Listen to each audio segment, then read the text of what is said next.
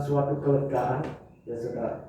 Sebagai manusia yang letih, berbeban berat, adanya suatu hal yang dapat menindis kita sehingga kita hidup di dalam kesesakan, kita hidup di dalam kegamangan, ya saudara. Kita hidup di dalam keadaan di mana tidak ada damai, ya saudara. Di mana Kristus telah sampaikan, damai sejahtera kutinggalkan bagimu. Saudara yang dikasih dalam Tuhan Yesus Kristus, ketika kita sebagai orang yang diperkenan oleh Tuhan, di mana Yesus telah menyatakan apa yang menjadi perkenanan Tuhan, ya saudara, kita telah dipanggil, kita telah dipilih, ya saudara. Ketika kita masuk di dalam panggilan dan pilihan Tuhan, di dalam suatu keadaan predestinasi, di mana kita telah ditentukan untuk masuk di dalam karya keselamatan, maka tiada lain dan tiada bukan jalan yang kita pilih dan kita tetapkan adalah untuk kita memenuhi undangan Dia. Karena kita percaya jika kita diundang, maka sebagai orang yang diperkenan oleh Tuhan. Tetapi kita sadar perkenanan itu bukan karena hasil usaha saudara dan saya.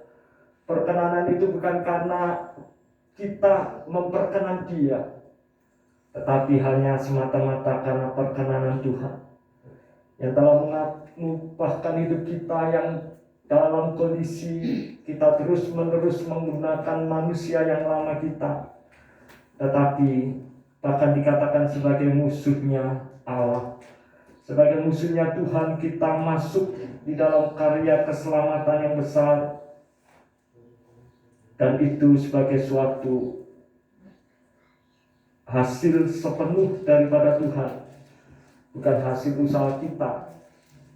Kalau hasil usaha kita, maka undangan ini tidak menjadi suatu undangan yang sungguh-sungguh, yang menjadikan kita merasakan lega, saudara. Dan ketika kita masuk di dalam tahap yang kedua, ketika kita masuk di dalam undangan, ya saudara. Kalau biasanya kita datang menghadiri undangan, saudara, maka yang kita pikirkan ketika kita merasakan, aduh, kita lega. Ketika semua keletihan, beban berat kita itu tersingkir dari hadapan kita, maka kita masuk di dalam suatu fase yang kedua. Biasanya kita berpikir adanya suatu kenikmatan, ya saudara, yang seringkali kita pikirkan dalam pikiran manusia kita di dunia ini. Tetapi itu bukan menjadi pikiran Tuhan. Walaupun dalam tanda petik arti kenikmatan yang sesungguhnya ini adalah suatu kerjasama, suatu kesepakatan, suatu komitmen, suatu tanggung jawab, suatu kepercayaan yang Bapa berikan. Itulah sebabnya tidak main-main, saudara, ketika saudara diberikan kepercayaan oleh Tuhan. Itu berbicara kepada kesetiaan, saudara. Ya saudara, kalau sepasang kekasih berpacaran, ya saudara, mereka berjanji setia sehidup semati, ya saudara. Tetapi ketika sudah masuk di dalam suatu persoalan, maka pasangan itu akan meninggalkan dan memilih jalan apa yang mereka kehendaki.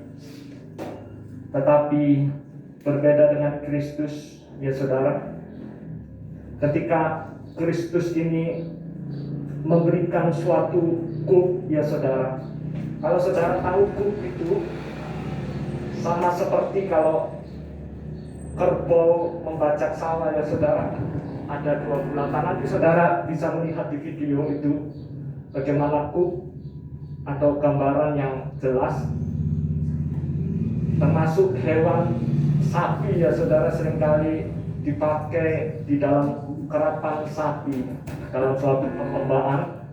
Kalau di Madura itu ada suatu perlombaan secara tradisional, yaitu karapan sapi, ya saudara. Bahkan juga kalau di Jawa seringkali sapi itu bisa menarik gerobak dengan suatu beban yang begitu melampaui dari berat badannya, saudara. Tetapi kita harus tahu bahwa kuk ini, ya saudara, bukan seorang diri. Ketika kita diberikan kepercayaan oleh Tuhan, marilah kepadaku semua yang letih lesu dan berbeban berat, ya saudara. Kita sudah terima apa yang menjadi kelegaan, ya saudara. Sehingga kalau tanpa kelegaan, maka kita tidak akan masuk di dalam fase selanjutnya, yaitu pikulah kuk yang dipasang. Saudara, dalam rangkaian ini, saat ini saya hanya berserah kepada Tuhan, apa yang menjadi maunya Tuhan, apa yang menjadi kehendaknya Tuhan. Sehingga saya boleh dibukakan apa yang menjadi rahasia Tuhan, saudara. Terus terang, saudara, kalau orang katakan saya ini fasih lidah, no, saya katakan. Itulah sebabnya kalau di bawah seringkali saya hanya berdiam, saya mau belajar. Saya banyak hal yang tidak pantas untuk Tuhan memilih saya menjadi seorang gembala. Saudara, Tuhan utus untuk masuk di dalam pelayanan, dan saya selama 20 tahun, tepatnya 3 April 2002 yang lalu. Waktu itu saya membawa 2 anak yang kecil, ya saudara, yaitu anak Dave masih berusia 1 tahun 2 tahun setengah, kalau Joses berusia 11 bulan, ya saudara. Dan seperti kalau orang memandang kami itu heran, ya saudara, seperti orang pindahan rumah. Karena apa, saudara? Saya menenteng tas itu ada 11 buah tas, ya saudara, sambil menggendong anak kecil, ya saudara. Jadi seperti orang dusun, ya saudara, mau pindah kemana, tapi asalnya dari Surabaya, saudara. Karena saya waktu itu mau memanfaatkan kesempatan, kalau saya bagasikan maka akan terkena cas banyak, ya saudara. Tahu juga, kalau saudara tahu pindah rumah dari, apalagi ini dari antar pulau, dari Jawa ke Sulawesi Utara, saudara. Jadi yang saya sadari bahwa saya ini adalah manusia yang, kalau dulu banyak orang katakan, aduh, dengan kepandaian yang saya miliki, saya bisa mengajar. Terus terang, saya menjadi penatua itu sejak umur, penatua sidang ya di gereja lama saya di Surabaya, sejak usia saya SMA, yaitu usia 18 tahun. Dan di mana saya SMP, saya melayani Tuhan. Saya juga sadar bahwa Tuhan, kalau dulu Tuhan percayakan saya bisa melayani Tuhan, tetapi sesungguhnya saya ini adalah manusia yang tidak bisa bicara, saudara. Saya teringat apa yang Tuhan kerjakan terhadap para nabi, ya saudara, di mana Tuhan bisa pakai para nabi yang tidak memiliki talenta karunia apapun, ya saudara. Dan saya menyadari, berbeda dengan papa saya, saudara, memiliki pengetahuan, walaupun saya mengecap pendidikan teologi, tetapi saya meletakkan diri saya bahwa saya ini tidak mampu, ya saudara. Dan Tuhan tahu apa yang menjadi keinginan saya. Saya rindu untuk menjadi seorang pengusaha sukses, yang mana saya bisa membantu pekerjaan Tuhan. Tetapi Tuhan memiliki suatu kehendak yang berbeda dari apa yang diangan dan cita-cita saya. Sehingga 20 tahun yang lalu kami datang ke kota Tomohon, menginjakkan kaki pertama kalinya tanggal 3 April 2002. Sehingga sampai saat ini persis 3 April 2022, ternyata Tuhan bawa saya untuk mengembalakan dan bertanggung jawab atas jiwa-jiwa yang ada di tempat ini. Saudara, setiap hari saya mencucurkan air mata ketika saya merasakan Tuhan, kalau Tuhan boleh menyertai perjalanan hidup saya selama hingga detik ini, itu karena pertolongan Tuhan yang luar biasa, bukan karena kehebatan dan kemampuan saya. Saudara yang dikasih dalam Tuhan Yesus Kristus, sehingga apa yang menjadi setiap firman ini ya saudara, seringkali karena saya menyadari ada banyak hal yang harus saya gali untuk memberi suatu kesegaran bagi jemaat. Selalu diberikan rumput yang hijau dan air yang tenang. Dan saudara, melalui pembacaan ayat firman Tuhan pada pagi hari ini menyadarkan saya, ya saudara, bahwa kalau saya semakin berupaya, maka keletihan dan kelesuhan serta beban berat itu harus digantikan dengan saya mau mengerjakan, memikul kuk yang Tuhan pasangkan. Ya saudara, pertama-tama ketika kita mau memikul kuk yang dipasangkan oleh Tuhan, ini ya saudara, kita masuk dalam perjamuan pesta kalau seperti itu, dan Tuhan berada di pintu depan, dan Tuhan akan memberikan ketika Tuhan sudah melepaskan pakaian kita yang lama, pakaian kita yang jorok, pakaian kita yang penuh dengan dusta, nestapa, pakaian kita yang penuh dengan kemunafikan. Saudara, saya pernah berkata kepada seseorang, kekristenan ini seringkali dijadikan, mudah sekali dijadikan kemunafikan oleh anak-anak Tuhan yang mengaku dirinya sebagai anak-anak Tuhan. Kenapa saudara? Karena mudah bagi kita bersikap manis di gereja, tetapi pada saat kita di luar sana, maka kita akan berbuat sesuatu apa yang menjadi kehendak kita, bukan kehendak Tuhan.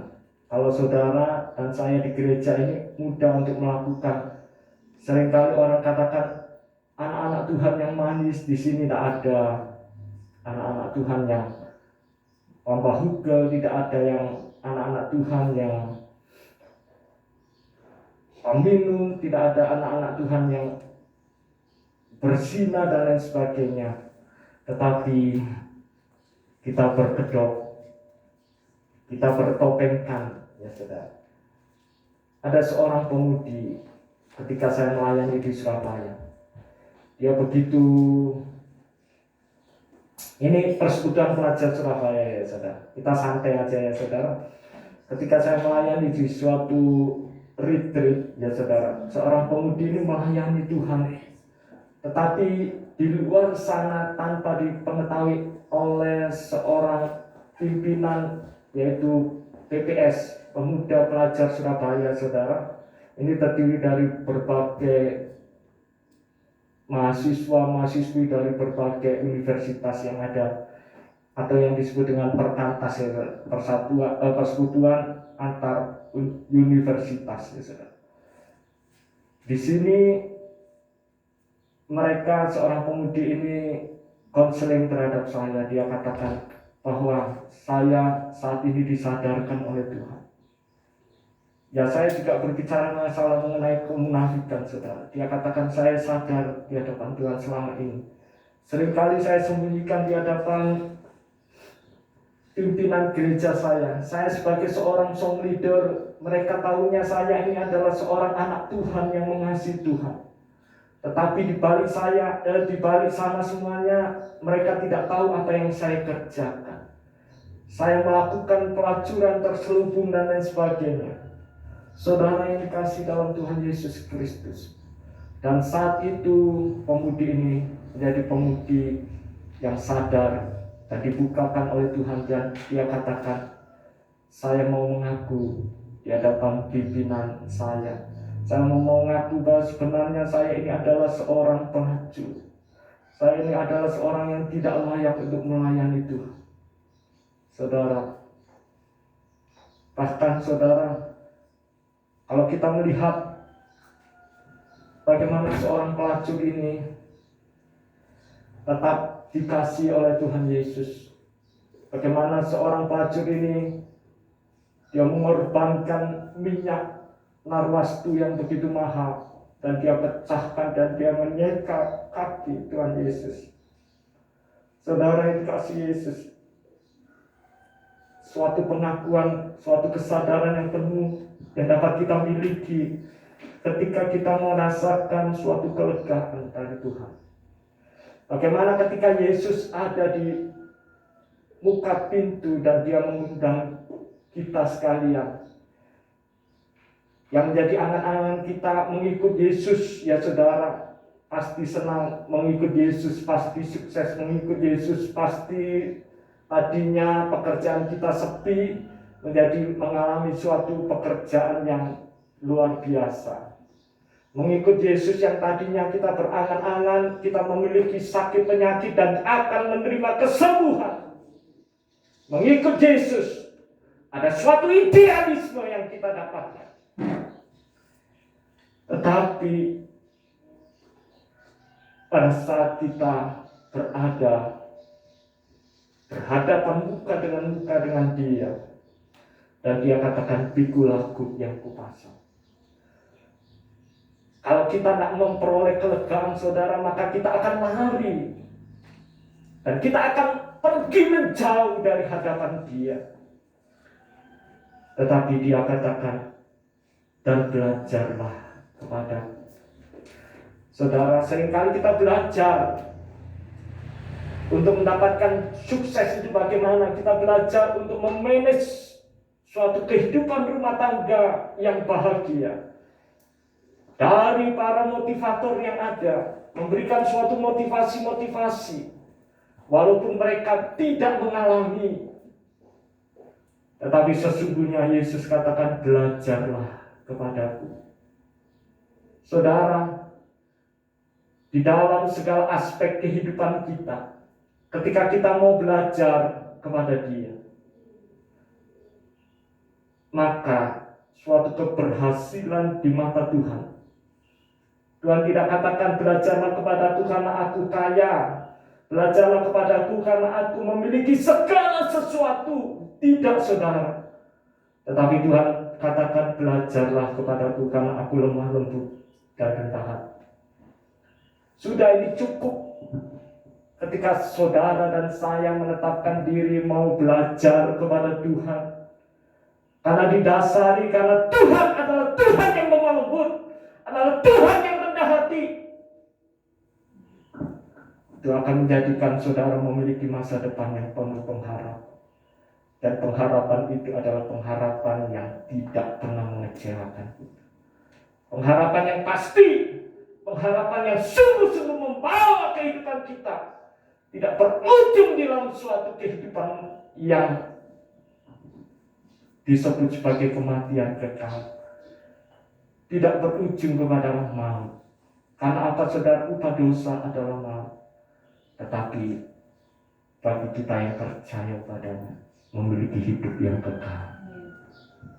Saudara yang dikasih dalam Tuhan Yesus Kristus, ketika kita mau belajar kepada dia, segala aspek kehidupan saudara, saudara mau belajar apa? Itu akan melebihi dari profesor-profesor yang ada di dunia ini, saudara. Ketika saudara belajar kepada Kristus, karena didasari Kristus adalah Kristus yang lemah lembut dan rendah hati. Saudara, kalau saudara belajar kepada profesor, tetapi di balik itu semuanya ada kesombongan, Di balik semuanya itu tidak ada kelemah lembutan, tetapi dibalut dengan roh-roh dunia ini yang disebut dengan roh kekerasan. Walaupun profesor itu mudah untuk memberikan suatu motivasi untuk mengarahkan hidup kita, membawa hidup kita untuk semakin hidup di dalam disebut hidup yang lebih baik, saudara. Saudara belajar mengenai bagaimana kita memanage keuangan kita agar tidak memiliki suatu keuangan yang terus-menerus tekor, ya saudara. Kalau tekor itu bagaimana, saudara? Seringkali hutang sana, hutang sini, tutup sana, tutup sini, kali lubang sana, kali lubang sini, ya saudara. Tetapi berbeda ketika kita belajar kepada Tuhan di dalam segala kelemah lembutan dan kerendahan hati, sehingga kita akan menjadi manusia yang menerima segala sesuatu itu, dan di dalam segala kelemah lembutan dan kerendahan hati kita tidak akan merasakan berhak untuk memiliki apa yang jadi hak orang lain. Kita tidak menjadi manusia yang kita merasakan, oh ini pantas aku terima semuanya. Karena apa, saudara? Kecongkakan yang kita kerjakan, saudara.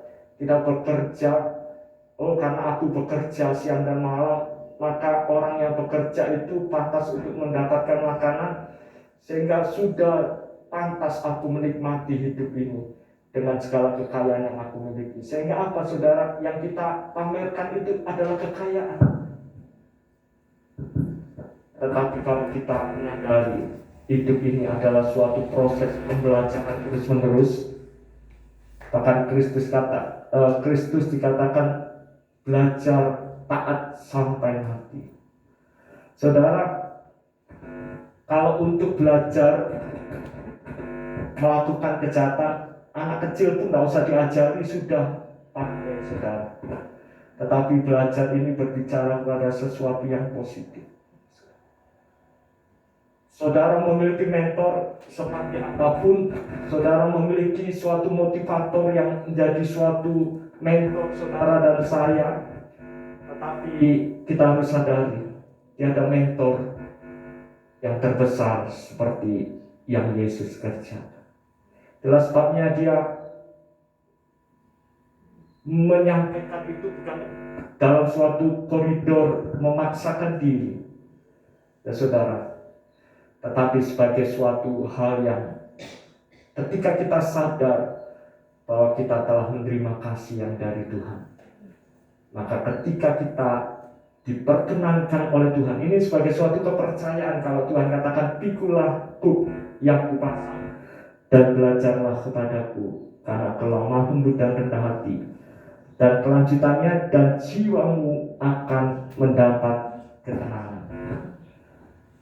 Kalau firman katakan, hanya dekat Allah saja aku tenang. Saudara, ini menunjukkan suatu kedekatan yang terus-menerus, menunjukkan kepada suatu ketaatan, menunjukkan kepada suatu kerjasama, ya saudara. Kalau dikatakan pikulaku, ya saudara, kalau saudara kerjakan seorang diri, saudara tak peduli dengan lingkungan saudara, sesama saudara, saudara berpikir, toh aku bisa kerjakan sendiri, aku kecewa terhadap orang lain, maka saudara belum menetapkan diri untuk belajar kepada Kristus. Saudara belum memikul kuk yang dipasangkan oleh Yesus. Karena saudara, kuk itu selalu berdua, saudara. Ini menunjukkan suatu kerjasama, suatu teamwork, suatu tim yang mau bekerja sama. Demikian juga kalau saudara melayani Tuhan. Saudara tidak boleh merasa aku lebih hebat dari orang lain. Kalau tanpa kehadiranku maka gereja ini tidak jalan. Tanpa kehadiranku maka pelayanan semua itu akan gagal. Tidak, saudara. Tetapi kita bekerja satu dengan yang lain. Ini suatu persekutuan yang tidak pernah terlepas. persekutuan antara kita dengan Kristus. Karena kalau saudara nanti ada yang menghubungkan ke belakang itu, di mana Yesus sebagai juru mudi kita, Dia akan mengarahkan, dan kita sebagai kata dombanya Tuhan, saudara, kita akan mengikuti alur yang Tuhan tuntun.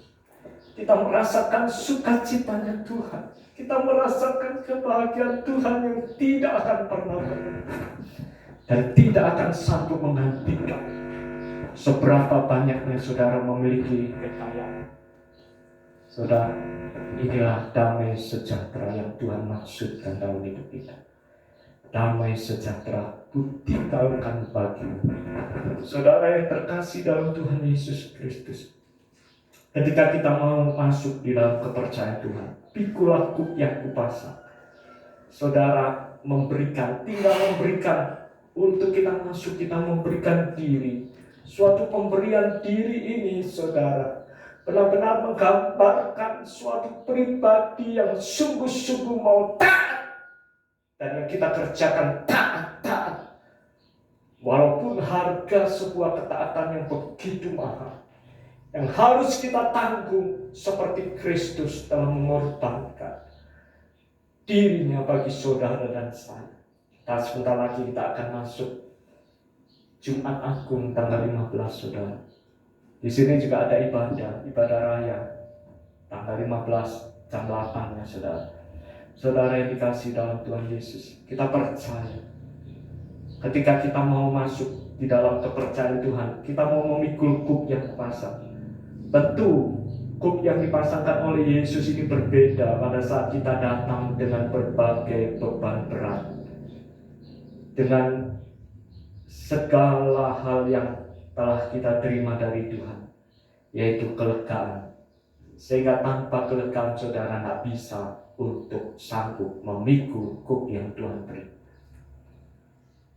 Saudara yang dikasih dalam Tuhan Yesus Kristus, tidak dikatakan angkatlah kuk yang kupasang, tetapi pikul. Kalau dulu ada untuk memikul bebannya, saudara, ada tongkat, sehingga pernah ada suatu cerita tongkat ajaib ya, saudara, di mana tongkat ini bisa membuat orang yang mengangkatnya itu terasa ringan, saudara. Walaupun mengangkat ini hanya cerita yang mungkin tidak masuk akal, saudara, tetapi sesungguhnya kalau kita memikul itu ya, saudara, dengan suatu alat ya, saudara. Kalau itu alat pikulan tongkat ya, saudara, sehingga untuk menjaga keseimbangan, saudara, antara muka dan depan itu harus sama. Kalau sapi itu berbeda, saudara. Kalau misalnya sapinya satunya kurus kecil ya, saudara, tetapi harus seimbang. Menggambarkan apa, saudara? Ini yang Tuhan kasih ketika dalam perenungan saya, dalam doa saya. Kalau satunya kurus kecil ya, saudara, itu menunjukkan adanya tidak kelegaan yang terjadi ya, saudara.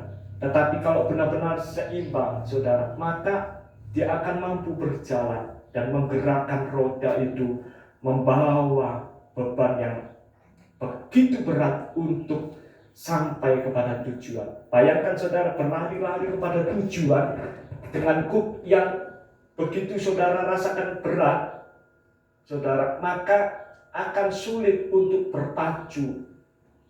Berbeda dengan kerapan sapi, saudara, ya, saudara. Itulah sebabnya ketika kita dipasangkan kuk ini, kita tetap di dalam suatu keadaan kita bisa untuk berpacu dalam tujuan yang Tuhan tetapkan. Tidak diam, ya, saudara, tidak stagnan, hanya kalau satu langkah begini pelan-pelan, saudara, tetapi berpacu, memacu diri kita. Karena kita rasakan ada sesuatu yang ringan. Saudara tidak menanggung beban saudara sendiri. Memang kita akui setiap hari kita tidak lepas dari persoalan permasalahan yang ada. Tapi kalau saudara serahkan kepada Yesus dan saudara masuk di dalam pikulan kuk yang Tuhan pasangkan, percayalah, beban itu, semuanya itu tidak akan menjadi suatu beban yang memberatkan. Sehingga ketika kita mau masuk dalam pikulan itu, saudara, kita harus memaksakan diri, walaupun tidak ada yang memaksakan. Kita harus memaksakan diri dalam pengertian, kalau misalnya kita masih merasakan, aduh capek, masih jauh perjalanan hidupku, aduh sudah jauh lebih baik aku sampai di sini. Sehingga kita katakan, aku mau berhenti, lebih baik Tuhan cepat panggil aku. Enggak saudara, kita tetap memiliki semangat hidup.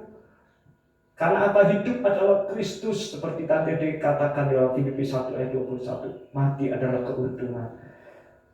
Kecuali kalau Tuhan sudah tetapkan engkau sudah selesai tugasmu, mari kembali kepadaku. Rohmu kembali dan jasadmu hanyalah jasad yang tidak dapat berbuat apa-apa. Saudara yang dikasih dalam Tuhan Yesus Kristus, ketika kita masuk dalam kepercayaan Tuhan ini untuk kita pikul kut yang pasang, maka image kita, mindset kita harus berubah saudara. Tidak kita berpikir, aduh beban lagi. Tidak saudara, kita harus memaksakan diri. Karena kita tahu tujuan di mana Tuhan memasang kut ini adalah untuk memberikan ketenangan bagi kita.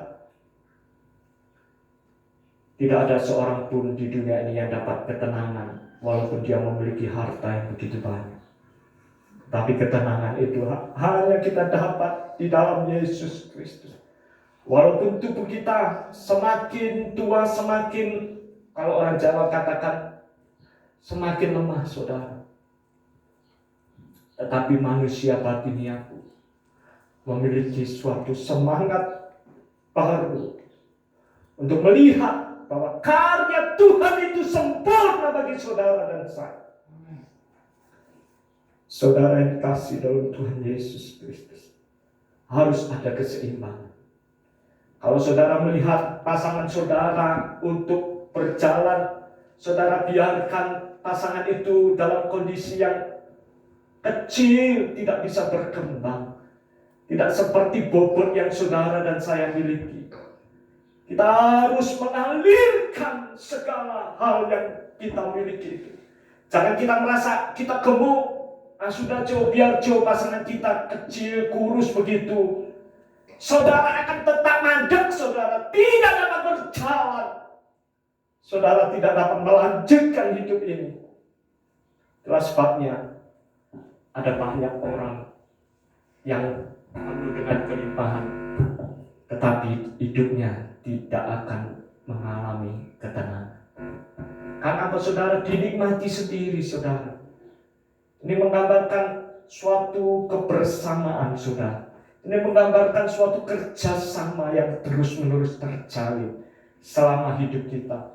Kalau saudara memiliki berkat yang banyak, untuk kita sadar untuk apa aku diberkati oleh Tuhan, untuk menjadi saluran saudara, maka percayalah saluran itu tidak akan pernah berhenti, tetapi terus mengalir dan saudara akan terus rasakan. Walaupun di dalam kondisi resesi apapun, saya katakan, tetapi anak Tuhan itu mengalami resesi. Kenapa saudara?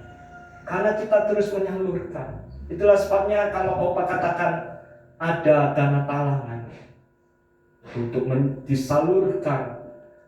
Opa telah menerima berkat yang dari Tuhan, disalurkan kepada sesama. Karena Opa menyadari kalau hanya dinikmati sendiri, gemuk sendiri, Opa tidak dapat berjalan. Opa hanya kegemukan saudara. Jelas sebabnya ketika disalurkan kepada pasangannya itu, menjadikan sama-sama berjalan, sama-sama gemuknya saudara.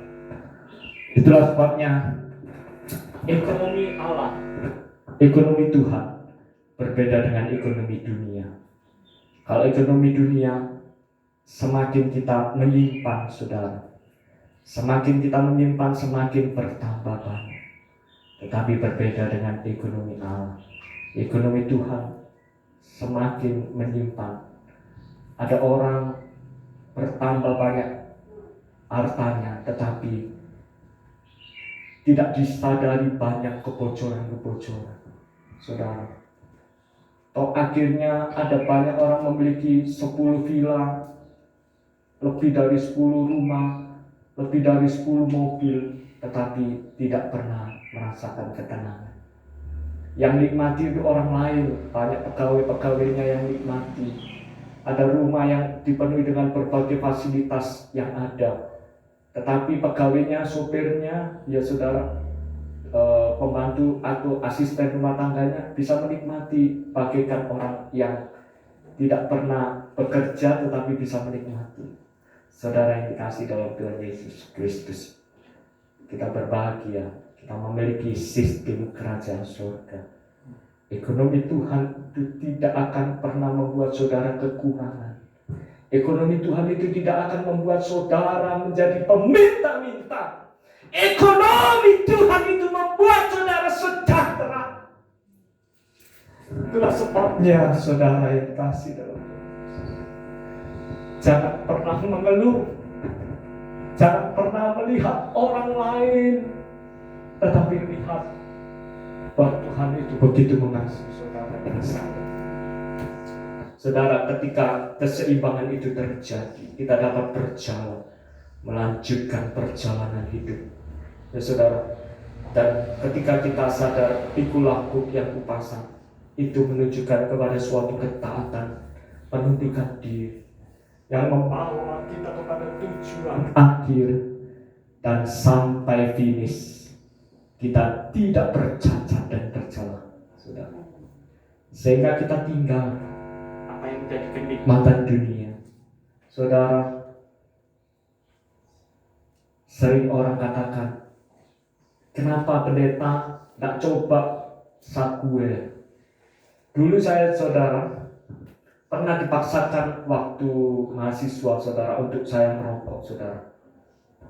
Saya dipaksa, tangan saya dipegangi, saudara, dan mulut saya dimasuki rokok, saudara. Tetapi saya katakan, saya tidak biasa sejak kecil. Maka saudara, itu harus kita biasakan, kita memikul kuk yang dipasangkan oleh Kristus. Ini berbicara kepada suatu kebiasaan. Kebiasaan yang baik akan benar-benar membawa kita kepada suatu pertumbuhan, saudara. Rokok tidak berbicara kepada suatu mengenai keselamatan, apakah kita diselamatkan atau tidak, saudara. Tidak, saudara. Tetapi kalau kita, seandainya saya merokok, saya tidak mengambil contoh orang lain, bagaimana saya akan memboroskan berkat Tuhan dengan membakar uang itu, ya saudara. Apalagi kalau tubuh saya menjadi sakit hanya karena disebabkan oleh rokok, maka saya menghambat pertumbuhan ilahi di dalam diri saya, saudara. Sehingga adalah orang yang paling bersalah ketika saya tidak mau menjaga tubuh saya ini sebagai tempat kediaman roh Tuhan, sebagai tempat kediaman Tuhan sendiri dalam hidup saya. Itu sebabnya saya tidak pernah melarang jemaat untuk, kalau saudara mau merokok, ya saudara. Tetapi apalagi kalau misalnya saya hadir, terus tiba-tiba tadinya merokok, saudara sembunyikan. Saya katakan, tidak usah disembunyikan, daripada kita munafik, saudara. Saya katakan, tetap lanjutkan kalau saudara merasa merokok itu berguna, ya saudara, lanjutkan. Tetapi suatu saat kelak nanti kita disadarkan. Sehingga saudara, saya juga kemarin bersyukur, saya diizinkan Tuhan dibawa untuk menginjil rumah makan Barokah, ya saudara. Pokoknya setiap kali kaki saya melangkah ini, saya percaya ada maksud Tuhan untuk membawa jiwa-jiwa untuk datang kepada Kristus, ya saudara. Tadinya awalnya ketika saya ajak mau berdoa, tuh ibu ini yang berjilbab ini, dia katakan, oh sudah Jo, kita mau memiliki jalan sendiri, jalan masing-masing. Ada jalan ke Roma itu bisa lewat sana, lewat sini, ya saudara. Tetapi saya mau menunjukkan hanya satu-satunya jalan, ya saudara, supaya kita untuk sampai kepada Dia, kepada Bapa. saudara yang dikasih dalam Tuhan Yesus Kristus. Dan kita percaya saudara, ketika kita diizinkan Tuhan untuk memikul kuk ya saudara, bukan terbeban, tetapi kita harus membebankan diri. Bukan terpaksa atau dipaksakan, tetapi kita harus memaksakan diri saudara. Dalam arti saudara, kalau saudara misalnya belajar itu cuma acak-acakan saudara, yang penting saya naik kelas ya saudara. Saya tidak mau memiliki suatu prestasi, saya tidak mau memiliki suatu prestasi apapun, yang penting naik kelas ya saudara.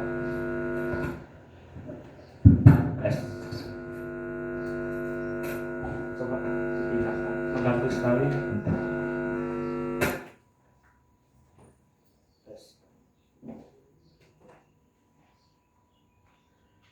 Jadi ketika kita, yang penting aku naik kelas ya saudara, yang penting aku bisa memenuhi. Selamat siang komandan. Haleluya. Jadi ketika kita berniat untuk mau menempuh pendidikan, kita mau sekolah ya saudara. Jadi ketika kita bersekolah, kita harus mengerti tujuan kita bersekolah ini untuk apa saudara.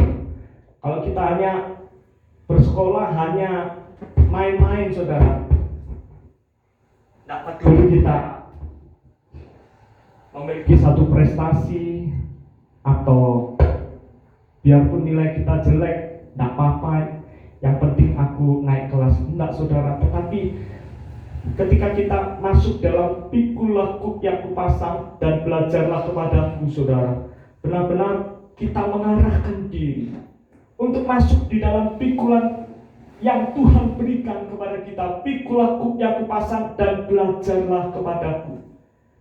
Saudara, kita tahu bahwa ketika kita memikul kuk, ada sesuatu beban yang harus kita, tetap ada suatu beban, sehingga kita rasakan tidak jadi berat saudara dalam kita memikul kuk ini. Kita rasakan ada suatu keringanan ya saudara. Dan apalagi ketika kita belajar kepada Kristus ya saudara, maka kita beroleh hal yang indah, yaitu teladan daripada Kristus, yaitu kita lemah lembut, kita rendah hati. Dan keteladanan itu melekat di dalam diri kita saudara. Saudara tidak menjadi pemarah, saudara tidak menjadi orang yang mudah tersinggung ketika orang lain menyinggung kita.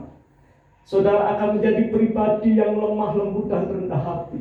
Walaupun orang lain cemoohkan, walaupun apa kata orang lain, kita terima itu bukan karena kelemah lembutan kita, bukan karena kerendahan hati kita, tetapi karena kelemah lembutan Kristus dan kerendahan hati yang Tuhan telah nyatakan sebagai pribadi yang lemah lembut dan rendah hati. Maka itu berkaitan dengan jiwa saudara. Ketika saudara memikul kuk yang dipasangkan oleh Tuhan, itu berkaitan dengan jiwa yang tidak dapat terlihat saudara. Saudara bisa melihat secara fisik sapi itu memikul beban ya saudara, dengan masuk di dalam kuk ya saudara, masuk kepalanya dimasukkan ini, dan di belakang ada dikaitkan dengan roda sehingga menarik gerobak itu sampai berkilo-kilometer saudara. Tetapi saudara tidak dapat merasakan apa yang terjadi dari sapi. Aduh kasihannya sapi itu, dia begitu memikul beban. Enggak saudara, walaupun duka cita yang terjadi, walaupun beban berat yang menindih hidup kita, tetapi saudara tetap tersenyum, saudara tetap merasakan adanya sukacita karena saudara memiliki ketenangan jiwa. Itulah sesuatu yang indah yang Tuhan sediakan bagi kita. Glory bagi nama Tuhan Yesus. Sehingga mata kita dapat melihat apa yang, dan kita dapat membuktikan apa yang Tuhan katakan. Kuk yang kupasang itu enak dan bebanku pun ringan. Saudara tidak lagi merasakan beban, karena beban saudara ditanggung oleh Kristus. Sehingga Yesus katakan, tidak dikatakan bebanmu pun ringan, tidak saudara, tetapi bebanku. Saudara lihat, ku ini huruf besar ya saudara, berarti beban Yesus itu ringan ya saudara. Dan kuk itu enak saudara. Tidak ada satu orang pun di dunia ini yang tidak mencari enak. Tidak ada satu orang pun di dunia ini yang tidak mencari sesuatu hal yang ringan. Saudara berusaha mencari sesuatu yang ringan di luar Kristus. Mungkin seolah-olah itu fata morgana saudara. Seolah-olah saudara merasakan adanya keringanan. Tetapi semakin melilit hidup kita, semakin jiwa kita tidak akan tenang. Puji nama Tuhan, kita akan menyaksikan video singkat yang akan kita dengarkan ini, saudara. Saya sendiri masih belum tahu. Coba kita akan bersama-sama tahu supaya lebih jelas makna kuk itu apa, saudara. Kuk itu seperti apa? Kita lihat ya, saudara. Haleluya, puji nama Tuhan Yesus. Sebelum kita akan masuk dalam perjamuan kudus. Haleluya. Glory, haleluya. Haleluya. Terima kasih.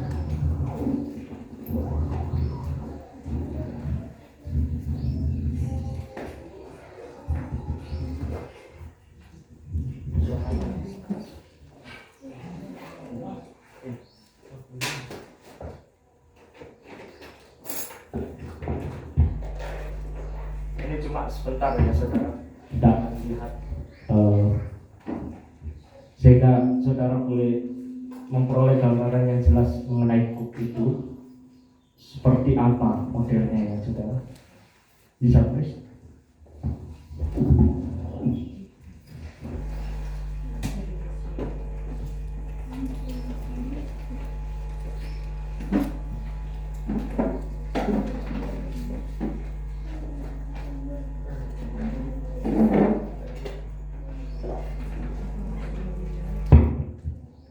Sebelum kita menyaksikan, kita akan angkat satu pujian. Itu nama terindah. Itu nama terindah, nama Yesus. Itu nama terindah dari surga mulia. Orang sakit disembuhkan, hati susah dihiburkan. Nama Yesus terindah yang ku cinta. Persilakan selesai. Itu nama terindah, nama Yesus. Dipersilakan bagi mereka yang membutuhkan minyak urapan, boleh ambil di muka. Itu nama terindah dari surga mulia. Orang sakit disembuhkan. Saudara boleh percaya bahwa bukan minyak urapan itu yang ajaib, tetapi pribadi Yesus yang menjamah mengurapi kehidupan saudara. Jadi tidak lagi gembala yang mengurapi saudara, tetapi benar-benar Kristus yang telah mengurapi saudara. Tadi Ibu Linca memberikan minyak urapan untuk dioleskan ke Pak Joni, dan kita percaya Pak Joni yang mengalami gangguan pencernaan ini dijamah, disembuhkan karena telah datang kepada pribadi Kristus. Haleluya. Itu nama terindah, nama Yesus. Pakai mic aja guys. Itu nama terindah yang ku cinta. dia, di susah dia hidupkan, dia sembuhkan. Nama Yesus terindah yang ku cinta.